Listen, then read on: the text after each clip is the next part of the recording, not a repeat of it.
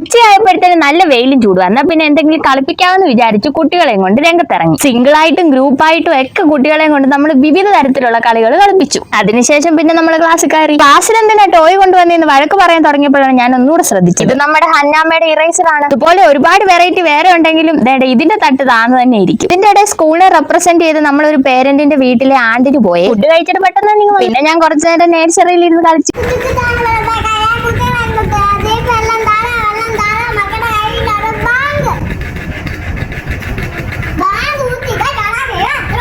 ആ ലാസ്റ്റ് പറഞ്ഞത് മാത്രം എനിക്ക് അവിടെ പിടികിട്ടിട്ടില്ലെന്നേ. പിന്നെ നമ്മുടെ റിവാന് 2 ബിസ്ക്കറ്റ് കൊടുത്തതേ എനിക്ക് ഓർമ്മയുള്ളൂ. ഇത്രയും നേരം കളിച്ചോണ്ടിരുന്ന എന്റെ ചെറുക്കനാ. ഇവന്റെ ഉറക്കം കണ്ടിട്ട് എനിക്കും ഉറക്കം വരുന്നേ. ഉറക്കത്തിന്റെ ഇടയിലും ബിസ്ക്കറ്റ് കളയാതെ അത് കഴിക്കണം എന്നുള്ള ബോധം എന്റെ കുഞ്ഞിനുണ്ട്. വീഡിയോയിലൊക്കെ ഒരുപാട് കുഞ്ഞുങ്ങൾ ഇങ്ങനെ ഉറങ്ങുന്ന കണ്ടിട്ടുണ്ടെങ്കിൽ നേരിട്ട് കാണാൻ എനിക്ക് ഇന്നാണ് ഒത്തത്. കണ്ടോണ്ടിരിക്കാൻ തന്നെ ഒരു പ്രത്യേക രസമായിരുന്നു. പിന്നെ ഞാൻ അധികം നേരം ഇട്ട് വിഷമിപ്പിക്കാതെ കൊണ്ടുപോയി കിടത്തി. സ്കൂൾ വിട്ട് ഇറങ്ങാൻ തുടങ്ങിയപ്പോൾ പെട്ടെന്ന് ഒരു മഴ. അപ്പൊ പിന്നെ ആര് ടീച്ചർ വീഡിയോ എടുക്കുന്നത് ഞാനൊരു വീഡിയോ എടുത്തു. ദേ ടീച്ചർ ഇവിടെ മഴ തോരാൻ വെയിറ്റ് ചെയ്യുവാണേ. അപ്പൊ ഇന്നത്തെ വീഡിയോ ഇത്രയേ ഉള്ളൂ. Okay bye.